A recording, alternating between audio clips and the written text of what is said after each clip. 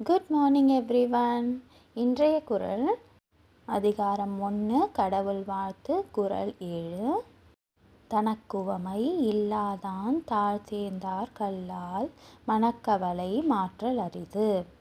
இதோட பொருள் என்னன்னா, தனக்குவமை அப்படின்னா, உவமைனா கம்பேர் பண்ணுறது.